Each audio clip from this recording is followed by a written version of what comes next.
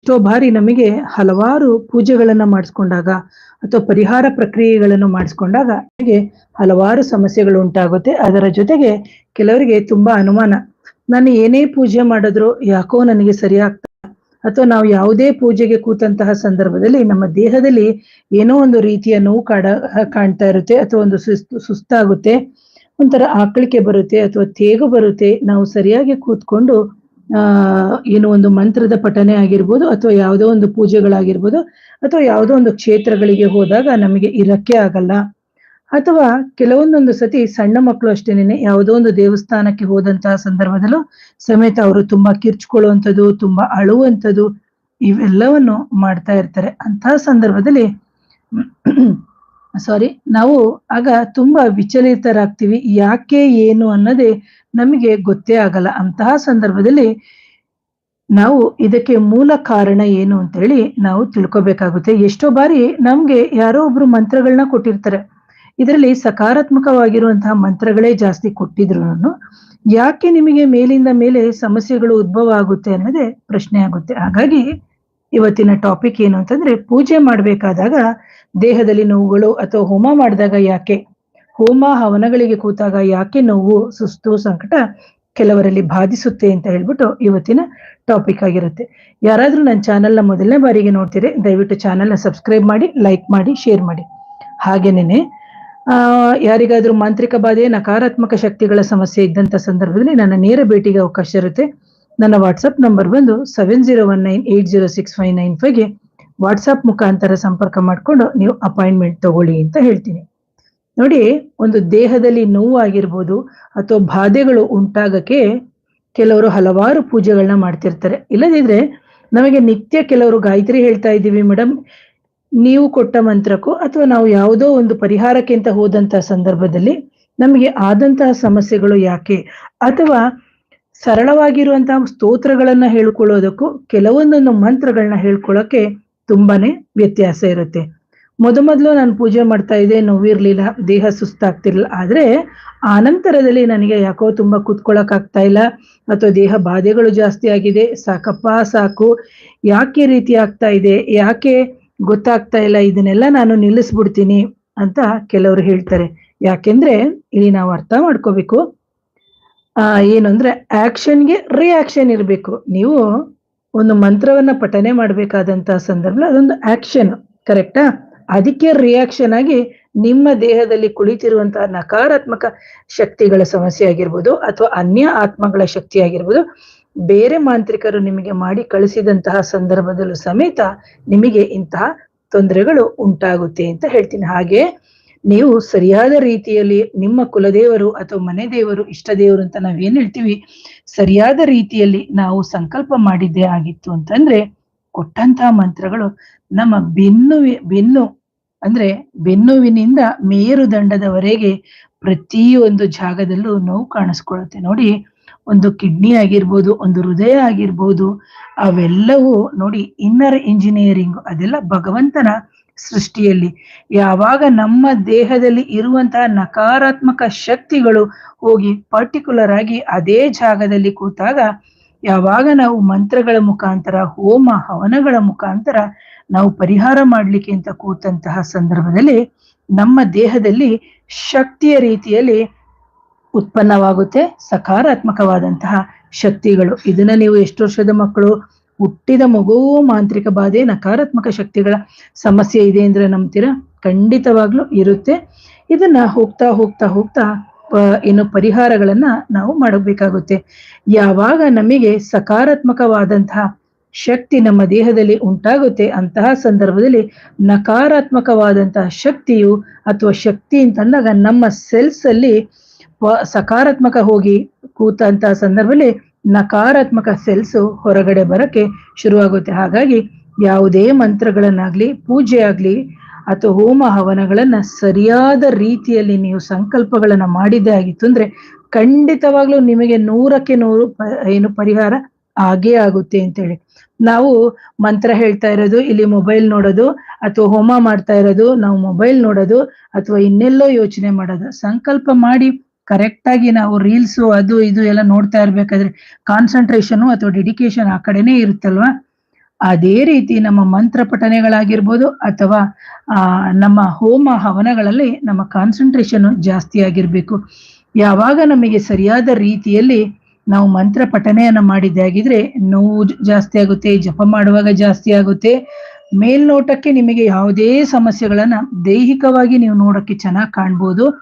ಆದರೆ ಒಳಗಡೆ ನಿಮ್ಮ ಸೂಕ್ಷ್ಮ ಶರೀರಗಳು ಏನಿದೆ ಅದು ಮೇಲ್ನೋಟಕ್ಕೆ ಕಾಣಲ್ಲ. ಆದ್ರೆ ಯಾರಿಗೆ ದಿವ್ಯ ದೃಷ್ಟಿ, ಯಾರಿಗೆ ಅದರ ಬಗ್ಗೆ ಕಾನ್ಸಂಟ್ರೇಷನ್ ಜಾಸ್ತಿ ಇರುತ್ತೆ, ಒಂದು ಜ್ಞಾನ ವಿಜ್ಞಾನ ಸುಜ್ಞಾನ ಜ್ಞಾನದಲ್ಲಿ ನೋಡ್ತಾರೆ, ಅಂಥವ್ರಿಗೆ ಕರೆಕ್ಟ್ ಆಗಿ ಗೊತ್ತಾಗುತ್ತೆ ನಿಮ್ಮ ಯಾವ ಚಕ್ರ ಹಾಳಾಗಿದೆ, ನಿಮ್ಮ ದೇಹದಲ್ಲಿ ಏನು ಸಮಸ್ಯೆ ಇದೆ, ಇದಕ್ಕೆ ಏನು ಪರಿಹಾರಗಳನ್ನ ಮಾಡ್ಬೇಕು ಅಂತ. ಹಾಗಾಗಿ ಮೇಲ್ನೋಟಕ್ಕೆ ನಾವೇನ್ ಮಾಡ್ತೀವಿ, ಒಂದೆರಡು ಮಂತ್ರ ಹೇಳ್ಬಿಡೋದು, ಗಂಧದ ಕಡ್ಡಿ ಹಚ್ಬಿಟ್ಟು ತುಳಸಿಗೆ ನಮಸ್ಕಾರ ಮಾಡ್ಬಿಟ್ಟು ಹೋಗ್ಬಿಡ್ತೀವಿ. ಅಲ್ಲ, ಖಂಡಿತವಾಗ್ಲೂ ಸಂಕಲ್ಪನೂ ತುಂಬಾ ಮುಖ್ಯ. ಅದರ ಜೊತೆಗೆ ನಾವು ಮಾಡುವಂತಹ ಕ್ರಮವು ಸಮೇತ ಮುಖ್ಯವಾಗಿರುತ್ತೆ. ನೋಡಿ, ಪ್ರತಿಯೊಂದು ಇದರಲ್ಲೂ ಅದರದ್ದೇ ಆದಂತಹ ಒಂದು ರೀತಿ ನೀತಿ ಇರ್ತದೆ. ಹಾಗಾಗಿ ಯಾವಾಗ ನಾವು ಪೂಜೆ ಜಾಸ್ತಿಯಾಗಿ ಮಾಡ್ತಾ ಹೋಗ್ತೀವಿ, ಯಾವಾಗ ನಾವು ಮಂತ್ರ ಪಠನೆಯನ್ನ ಜಾಸ್ತಿಯಾಗಿ ಮಾಡ್ತಾ ಹೋಗ್ತೀವಿ, ನಮಗೆ ಅಂತಹ ಸಂದರ್ಭದಲ್ಲಿ ಕಷ್ಟಗಳು, ನೋವುಗಳು, ಸಂಕಟಗಳು ದೇಹಕ್ಕೆ ಜಾಸ್ತಿ ಆಗುತ್ತೆ. ಅಲ್ಲಿಯವರೆಗೆ ಅವು ನಮ್ಮ ದೇಹದಲ್ಲಿ ಇದ್ದು ಆಹಾರವನ್ನ ಸೇವನೆ ಮಾಡಿಕೊಂಡು ಆರಾಮಾಗಿ ನಮ್ಮ ಜೊತೆನೆ ನಮ್ಮ ದೇಹದೊಳಗಡೆ ಇದ್ದುಕೊಂಡು ಆರಾಮಾಗಿ ಸುತ್ತಾಡ್ಕೊಂಡು ಇರ್ತದೆ. ಯಾವಾಗ ನಾವು ದೇಹವನ್ನ ಶುದ್ಧ ಮಾಡ್ಲಿಕ್ಕೆ ಆರಂಭ ಮಾಡಿದ್ದು ಅಥವಾ ನಮ್ಮ ದೇಹದಲ್ಲಿರುವಂತ ನಕಾರಾತ್ಮಕ ಶಕ್ತಿಗಳ ಸಮಸ್ಯೆಯನ್ನ ನಾವು ದೂರ ಓಡಿಸ್ಲಿಕ್ಕೆ ಪ್ರಯತ್ನ ಮಾಡ್ತೀವೋ ಅಂತಹ ಸಂದರ್ಭದಲ್ಲಿ ಅವು ನಮ್ಮ ದೇಹದಲ್ಲಿ ಇರ್ಲಿಕ್ಕೆ ಅಸಾಧ್ಯವಾಗುತ್ತೆ. ಹಾಗಾಗಿ ನಿಮಗೆ ಪೂಜೆಗೆ ಕುಳಿತಂತಹ ಸಂದರ್ಭದಲ್ಲಿ ನಿಮಗೆ ಬೆನ್ಭಾರ ಬರೋದು, ಮೈ ಭಾರ ಬರೋದು, ಸುಸ್ತಾಗೋದು, ಕೆಲವರಿಗೆ ನೋಡ್ಬೇಕು ತುಂಬಾ ಹಾಕ್ಲಿಕ್ಕೆ ಕಂಟಿನ್ಯೂಸ್ ಆಗಿ ಕಣ್ಣಿಂದ ನೀರ್ ಬರ್ತಾ ಇರುತ್ತೆ. ಯಾಕಂದ್ರೆ ನಿಮ್ಮದ ಅಲ್ಲದೆ ಇರುವಂತ ಒಂದು ದೇಹ ಅಂತಂದಾಗ ಆ ದೇಹದಲ್ಲಿ ಒಂದೇ ಆತ್ಮ ಇರಬೇಕು. ಹಾಗೇನೇನೆ ಅಂತಹ ಆತ್ಮ ಏನು ಪರಮಾತ್ಮನು ನಮ್ಮನ್ನ ಕಳಿಸ್ಬೇಕಾದ್ರೆ ಒಂದೇ ಆತ್ಮದಲ್ಲಿ ಕಳಿಸ್ತಾನೆ. ಆದ್ರೆ ನಮಗೆ ಈ ಭೂಲೋಕದಲ್ಲಿ ಬಂದಾಗ ಅನ್ಯ ಆತ್ಮಗಳು ಸೇರ್ಬೋದು, ಅಥವಾ ಇನ್ನೊಂದು ಮಾಂತ್ರಿಕ ಬಾಧೆಗಳಿಂದ ಬರ್ಬೋದು, ಅಥವಾ ಪ್ರಾರಬ್ಧದ ಕರ್ಮದ ಸಂಬಂಧ ಇದ್ರೂ ನಮಗೆ ದಶಾಭುಕ್ತಿ ಬದಲಾವಣೆ ಆದಂತಹ ಸಂದರ್ಭದಲ್ಲೂ ನಮಗೆ ಅದು ಬಂದು ಅಟ್ಯಾಕ್ ಆಗುತ್ತೆ.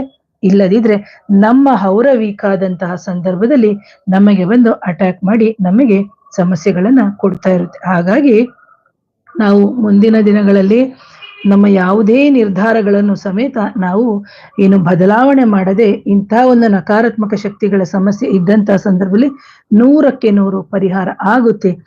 ಯಾವಾಗ ನಮ್ಮ ಚಕ್ರಗಳನ್ನ ನಾವು ಕ್ಲಿಯರ್ ಮಾಡ್ಕೊಳ್ಳೋಕೆ ಶುರು ಮಾಡ್ತೇವೆ ಅಂದ್ರೆ ಮೂಲವನ್ನ ಹುಡುಕ್ಬೇಕು. ಇದು ಪ್ರೇತ ಬಾಧೆನ, ಸರ್ಪ ಸಂಸ್ಕಾರನ, ಅಲ್ಲ ಸರ್ಪ ದೋಷನ, ಅಥವಾ ಯಾರೋ ಅನ್ಯ ಆತ್ಮಗಳನ್ನ ಮಾಡಿ ಕಳಿಸಿರುವಂತದ, ಅಥವಾ ನನ್ನ ಜಾತಕದ ದಶಾಭುಕ್ತಿದ, ಅಥವಾ ನನ್ನ ಪೂರ್ವಿಕರಿಂದ ಬಂದಿರುವಂತದ, ಅಥವಾ ನಮ್ಮ ಅಕ್ಕಪಕ್ಕದಲ್ಲಿ ಇರುವಂತಹ ನಕಾರಾತ್ಮಕ ಶಕ್ತಿಗಳ ಒಂದು ಸಂಚಾರದಿಂದ ನಮಗೇನಾದ್ರೂ ಆಗ್ತಾ ಇದೆಯಾ, ಇವೆಲ್ಲವನ್ನ ನಾವು ನೋಡ್ಬೇಕಾಗುತ್ತೆ. ಹಾಗಾಗಿ ನಾವು ಯಾವುದೇ ಮಂತ್ರಗಳನ್ನ ಪಠನೆ ಮಾಡ್ಬೇಕಾದಂತಹ ಸಂದರ್ಭದಲ್ಲಿ ನಾವು ಸಕಾರಾತ್ಮಕವಾದ ಯೋಚನೆಯನ್ನ ಬೆಳೆಸ್ಕೋಬೇಕು. ಯಾವಾಗ ನಮ್ಮ ಏನು ಸೆಲ್ಸ್ ಅಂತ ಏನಿದೆ, ಆ ನಮ್ಮ ಮಂತ್ರ ಪಠನೆಗಳು ನಮ್ಮ ಪ್ರತಿಯೊಂದು ಸೆಲ್ಸ್ ಅನ್ನ ಸಮೇತ ರೀಚ್ ಆಗುತ್ತೆ. ಅಂತಹ ಸಂದರ್ಭದಲ್ಲಿ ಅಂತಹ ಒಂದು ನಕಾರಾತ್ಮಕ ಶಕ್ತಿಯು ದೂರ ಹೋಗ್ಲಿಕ್ಕೆ ಶುರು ಆಗುತ್ತೆ. ದೇಹಕ್ಕೆ ನೋವು, ಕಷ್ಟ, ಬಾಧೆ, ಸಂಕಟಗಳು ಉಂಟಾಗುತ್ತೆ. ಈ ತರ ಕೂತ್ಕೊಂಡು ಒಂದು ನಕಾರಾತ್ಮಕ ಶಕ್ತಿಯ ಸಮಸ್ಯೆ ಇದ್ದವರಿಗೆ ಒಂದು ಮಂತ್ರಗಳನ್ನ ಕೊಟ್ಟರೆ ಸಾಕು, ಅವರಿಗೆ ಮಂತ್ರ ಪಠನೆ ಮಾಡ್ಲಿಕ್ಕೆ ಕಷ್ಟ ಆಗುತ್ತೆ. ಕೆಲವರಿಗಂತೂ ನೀವು ನೋಡ್ಬೋದು, ಚಳಿ ಬಂದ್ಬಿಡೋದು, ಜ್ವರ ಬರೋದು, ಸುಸ್ತಾಗೋದು, ಆಕಳಿಕೆ ಬರುವಂಥದ್ದು, ತೇಗ್ ಬರೋದು, ಇವೆಲ್ಲ ಆಗುತ್ತೆ. ಯಾವಾಗ ನೀವು ಸಕಾರಾತ್ಮಕವಾಗಿ ಆಲೋಚನೆ ತರ ಮಾಡಿ ನಿಮ್ಮ ಕುಲದೇವರು ಮನೆ ದೇವರ ಮುಖಾಂತರ ಮಾಡ್ತೀರಿ, ಖಂಡಿತವಾಗ್ಲೂ ನಿಮಗೆ ಅದಕ್ಕೆ 100ಕ್ಕೆ 100 ಫಲ ಇದ್ದೇ ಇದೆ ಅಂತ ಹೇಳ್ತೀನಿ ಪ್ರೇಕ್ಷಕರೇ.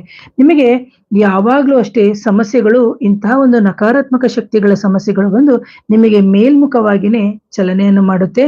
ಅಂತಹ ಸಂದರ್ಭದಲ್ಲಿ ನಿಮಗೆ ಸಕಾರಾತ್ಮಕವಾದಂತಹ ಏನು ಸೆಲ್ಸ್ ನಿಮ್ಮ ಜೀವಕೋಶದಲ್ಲಿ ಸೆಲ್ಸ್ ಇದ್ರೂ ಅವೆಲ್ಲವೂ ಸಮೇತ ಒಂದು ಸಕಾರಾತ್ಮಕವಾಗಿರಲ್ಲ, ನಕಾರಾತ್ಮಕವಾಗಿನೇ ಇರ್ತದೆ. ಯಾವಾಗ ನೀವು ಸಕಾರಾತ್ಮಕವಾಗಿ ಹೋಗ್ತೀರಿ, ಸಕಾರಾತ್ಮಕವಾಗಿ ಪಾಲನೆಯನ್ನ ಮಾಡ್ತೀರಿ, ಖಂಡಿತವಾಗ್ಲೂ ನಿಮಗೆ 100ಕ್ಕೆ 100ರಷ್ಟು ಫಲ ಸಿಗುತ್ತೆ. ಯಾವಾಗ ಹೇಳಿದ ರೀತಿಯಲ್ಲಿ ಮಾಡಿದಂತಹ ಸಂದರ್ಭದಲ್ಲಿ ನೀವು ಪರಿಹಾರಕ್ಕೆ ದಾರಿಯಾಗುತ್ತೆ. ಕೆಲವರಿಗೆ ಕೇಳ್ತಾರೆ, ಮೇಡಮ್ 1 ದಿನ 2 ದಿನ, ಖಂಡಿತ ಇಲ್ಲ. ಯಾಕಂದ್ರೆ ಕೆಲವರ ಸಮಸ್ಯೆ 10 ವರ್ಷ, 15 ವರ್ಷ, 20 ವರ್ಷ, ಹುಟ್ಟಿದ ಮಗು 5 ವರ್ಷ, 6 ವರ್ಷ ಈ ತರ ಎಲ್ಲ ಇರುತ್ತಲ್ಲ. ಹಾಗೇನೇನೆ ಆಯಾ ವ್ಯಕ್ತಿಯ ಒಂದು ವಯಸ್ಸು, ಲಿಂಗ, ಎಷ್ಟು ವರ್ಷದಿಂದ ಸಮಸ್ಯೆ ಇದು ನೋಡ್ಬೇಕಾಗುತ್ತೆ.